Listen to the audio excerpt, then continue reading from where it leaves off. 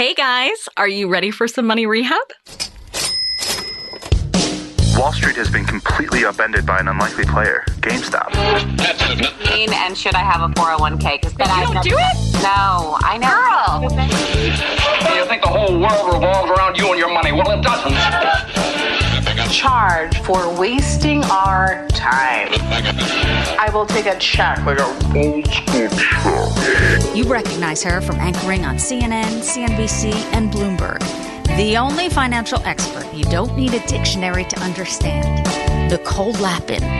For many folks, the movie Confessions of a Shopaholic was our first introduction to shopping addiction. Do you remember this movie? It came out in 2009-ish with Isla Fisher as this bubbly shopping addict in all pink. If you're pretty comfortable with your shopping habits, you may have wondered, is this what compulsive shopping is really like? But if you've struggled with keeping your shopping in check, you'll know that this is not an accurate picture of shopping addiction. This is why I wanted to talk to Avis Cardella. She's an author and a recovering shopping addict. I wanted to take an unfiltered look at what shopping addiction really looks like. Avis, welcome to Money Rehab. Thank you. It's nice to be here. It's nice to have you here. And in a lot of our interviews, especially the ones with confessions, we tend to start at the beginning of someone's story. That's typically where you start. But I think it actually might be best to kind of start in the middle, maybe jump backwards, maybe then go forwards. So strap in, if you don't mind, the period of your life where you say you were addicted to shopping. Can you tell me what that time in your life looked like and how the compulsion manifested? Yes. As I wrote in my book, Spent, Memoirs of a Shopping Addict, the first moment that I knew something was wrong, I called the Cosabella incident, which sounds very exotic, but it's not really. It was like the underwear? Yes, exactly. Exactly. So you know it. It was in Barney's in New York. And I was shopping, and as I did every day at that time, this was in the 90s, mid-90s, and I had a kind of out-of-body experience shopping. I was buying several pairs of Cosabella underwear and various other things, and it felt almost like I said, like an out-of-body experience, like something physical was happening to me. And I think at that time I realized that something was wrong. I was shopping to escape from other things, from emotions. And that was, for me, a first indication of that my shopping wasn't normal. It took a long time to get past that, but that was the first moment. It was a strange and revelatory moment for me. Can you describe a little bit more about what that's like? Was it a dissociation? Like, did you feel like you weren't yourself, or did you sort of like have a greater perspective and kind of looking down on you and seeing what you were doing and feeling what? Ashamed? Yes, the looking down on me, kind of when you feel almost like you come out of yourself and you can see yourself from afar. And it was a bit like that. And I was asking myself why I was buying, and it was almost an exhilaration. It was this feeling of being excited by the purchase. And that was for me kind of a sign that something was strange, because I enjoyed shopping. I had always enjoyed shopping, enjoyed getting things, having things, and enjoying the things I purchased. But this was different. And it was like a physically exhilarating experience, a little bit stepping back from myself and seeing myself go through this act. And then afterwards, I felt quite deflated. I asked myself, why did you do that? What was that all about? But kind of questioning everything about it. What was it about? Why did you feel that way? And what was that experience? What was that exhilaration? And then afterwards, I left the store and almost felt like I wanted to throw everything in a trash can. So it was that was a first experience for me. And that was when I was probably midway into this shopping experience. But it was the first time it had seemed peculiar to me. And it's the first time it felt like something was wrong. And that's then I went on from there with my my life and my experiences, and then eventually dealing with it. But that was a first. Yeah. So it sounds like extreme highs, extreme lows. Like a lot of addictions. Yeah. Yeah. I'm really interested. I'm really thankful that you're opening up so honestly about this because, I think it's something that many people struggle with and don't talk about as openly and honestly. So thank you. How often were you shopping? You said every day? Yes, every day for about 15 years. Wow. At the same I'm sorry, time, I'm laughing. Every day, was it a routine? Like, did you just get up and go to Barney's or somewhere similar? No, I was working as a journalist in New York. I was a fashion journalist and then lifestyle art photography journalist. But it was the lifestyle of New York. And perhaps this is the insidious part of it because it felt perfectly normal. You lived in New York City and you went about your job or whatever you were doing, and you always stopped into some place to shop. It might have been Barney's. It might have just been a bodega. A bodega. It might have just been a tiny boutique somewhere, and you buy next to nothing. But it was shopping every day. It was going into a shop with the purpose of finding something to acquire, to purchase, and to bring home every day. But do you define that as clothing and accessories or just anything? Anything you could possibly get your hands on?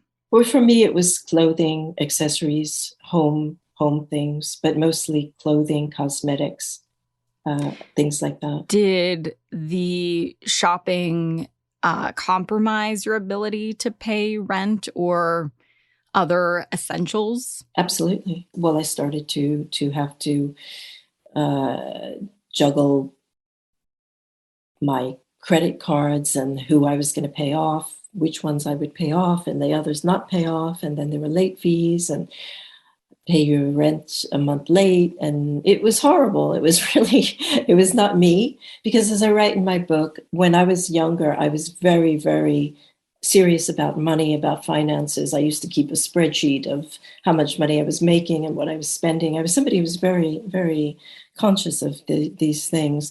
And it felt terrible for me to be that kind of person. So that for me was something really bad. It was something I did not like about myself, but it was something that I couldn't help in the instant. I kept shopping, and I was, like I said, falling back on credit card payments, paying rent late, scraping together money here and there. I was managing to work and make some money, but it was getting more and more difficult to keep up. And at that point, did you go into debt? Were you in a revolving debt cycle?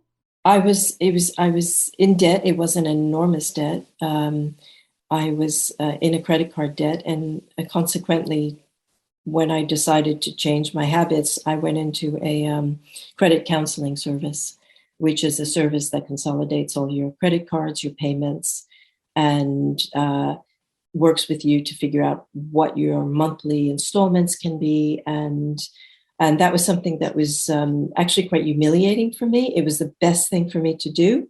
I felt humiliated by it because as I said, I was always somebody who was very conscientious of my finances and what I was earning and what I was spending.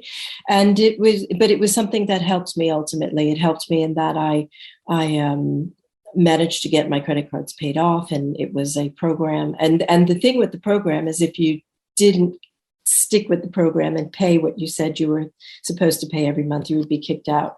So there was the threat of that. There was then that, okay, you'll be kicked out of the program and you'll be back where you started. So I did not want that. And I set out to make sure that I addressed the problem. Addressing the problem wasn't just the financial, it was the emotional also with the shopping addiction. With most addictions, there's an emotional aspect to it too. And that I had to deal with as well. I found the person I spoke with very kind and very understanding, and someone who was willing to speak to me. You know, when you have credit card debt and you have people calling you to collect their debt, they're not very often very nice. They're often very aggressive. And anybody who's in any kind of debt knows this. And to find someone who was willing to speak to me about what my debt was and put me on this program, who spoke to me kindly, that was something that was necessary for me at the time, and that's what happened. I called them, and it was a credit card consolidation that we did. Went through what my monthly expenses, how much I would need to pay my expenses, and then how much I could pay for my credit cards every month. Hold on to your wallets, boys and girls. Money Rehab will be right back. Now for some more Money Rehab. Can we jump back now into the emotional part? You talk about in your book, too, that some of your shopping came as a way to cope with your mother's death. Can you talk about that? Yeah, that what I realized is that was the big trigger for me. I was somebody who was always interested in fashion and interested in clothing and interested in acquiring things and presenting a certain image. That was something that was there from the beginning with me. I loved to read magazines as a teenager. I was modeling for a short while, and then I went into fashion journalism and was in that world. And that world is all about presentation, your appearance, and very much about that. And when my mother died, I think I looked to shopping as a comfort zone and as something to do to build a sense of myself, because my sense of myself seemed to have been kind of demolished and just destroyed. And I built this almost shell of Avis. And it's quite fascinating when I think about it now, in with the distance of time and in retrospect. I was building a shell of myself, the shell it's like a protective shell.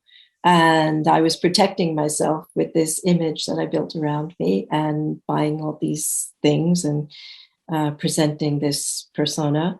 And at some point I couldn't keep it up. It just had nowhere else to go. It was a shell. There was an empty part inside, and that was, it was like one of those Easter eggs that you crack open and there's nothing inside. It's like the chocolate egg that's hollow inside.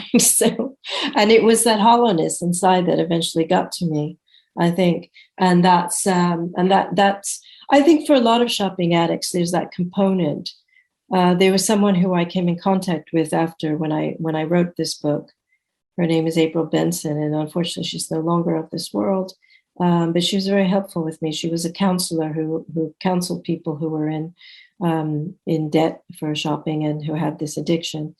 And she presented it that way, that many of these people who get into compulsive shopping, they have some trauma, they have some emotional component. And again, this is like a lot of addictions, I believe. And she spoke to me about it afterwards when I was writing the book, and I saw myself very much in that profile. That was someone who felt traumatized by something and was building a protective zone with the shopping. There might have been a therapist around who could have helped me, but at the time I wasn't completely aware that I could find a therapist who would take this seriously, because still we're talking about a time when this, shopping addiction was kind of this funny, fuzzy area. It wasn't quite accepted the way it is today as if I can say, a legitimate addiction. So I didn't go to therapy. I started doing my own therapy and dealing with my family issues and my relationship issues and my own issues and finding a way to figure out what was wrong emotionally. I would have loved to have gone to a therapist, probably couldn't have afforded it. So, as you say, yeah, so, it is. But now today, I think there are more therapists who deal with this. At the time, it wasn't evident at the time. So you kind of just DIY'd it. You got some books, or I was reading up on emotional traumas and grief and coping with grief. I confronted my father about family issues and said I have to do this, and went back to my family and tried to heal relationships in my family. And it was all very long and difficult, but it was it was something that I knew I had to do. And it was a process. It was like the long-term credit counseling. It was a process. Yeah. During one of my trauma therapies, at some point, I heard a quote that was like, change happens when the discomfort of the present outweighs the fear of the unknown. And I don't know if that resonates with you, but it sounds like you reached a tipping point where you just couldn't continue any longer with status quo. Yes, that I like that quote because that sums it up pretty much. I got to a point where I felt that I had opportunities to fall back into the same pattern. And I stopped myself from doing that. And it was because I knew if I fell back into the same pattern, I would never advance from that. So that the fear of the unknown was certainly there.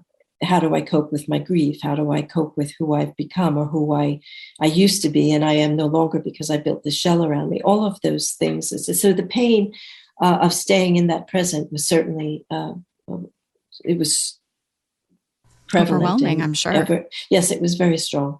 And I had to make that leap, take that step. And it sounds like some of those lures continued. You stayed in New York City. You walked by Barney's, I'm assuming. So the temptation was real. How did you deal with the compulsion as you need to shop and acquire things in your day-to-day life? What's the relationship now? Do you feel like you overcorrected for a point and then found a balance? I think I did overcorrect. I think I did. I think I overcorrected to the point where I became fearful of shopping. I became fearful of falling into the abyss again. And I really almost had a visceral reaction to going into a shop and buying things because I thought, oh my God, it's going to happen again. And I'm going to be overwhelmed and I'm going to want to buy everything. And so there was an overcorrection. And then eventually I found my balance. But I can remember that time in New York feeling very, approaching it with great difficulty because New York is extremely tempting when it comes to shopping. It's everywhere. You can't walk out the door without being confronted with it. So it was for a few years there. It was very difficult. And I had some close friends who were able to shop. They were certainly not in the same position as me, but I didn't want to tell them, about my problems. So I had a couple of incidents where I went out with friends and I actually, would be in a shop and I remember specifically, I bought a pair of Chanel sunglasses that I shouldn't have bought. And I remember that so specifically because I wanted to keep up appearances. There was that moment, and I knew I shouldn't have done it, and I did. And that's the insidious side of things when you live in New York and when you have this, like other people who have addiction. Sometimes they try to keep it hidden, and they don't want to share it, and so they try to keep up that. Okay, so I was out shopping with a friend, and she bought something, and I bought my Chanel sunglasses. So. And that will always stick in my mind because I knew that was a bad move. But there was that temptation and there was that moment of wanting to still say, oh, yeah, I'm like everybody else. I can still shop the way I used to. But I couldn't, and I didn't. And then I got back to normal life eventually. And now I shop like a normal person, whatever that is. What would you say to those listening who may think they have a problem? Are there red flags to look out for? Yeah, there are red flags. There was this test that you could take, and I guess it still applies. It was a simple questionnaire test. It was 6 questions, I believe. And it goes a bit like, do you get a rush from shopping? Do you buy things you don't need? Do you hide your purchases? Do you use money that should be spent on bills to make other unnecessary purchases? Do you feel guilt, shame, or regret about your spending. And these questions, I guess, encompass what's considered abnormal shopping.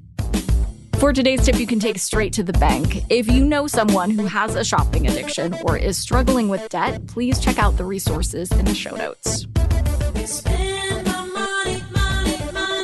Money Rehab is a production of iHeartRadio. I'm your host, Nicole Lappin. Our producers are Morgan Lavoie and Mike Coscarelli. Executive producers are Nikki Etor and Will Pearson. Our mascots are Penny and Mimsy. Huge thanks to OG Money Rehab team Michelle Lands for her development work, Catherine Law for her production and writing magic, and Brandon Dicker for his editing, engineering, and sound design. And as always, thanks to you for finally investing in yourself so that you can get it together and get it all.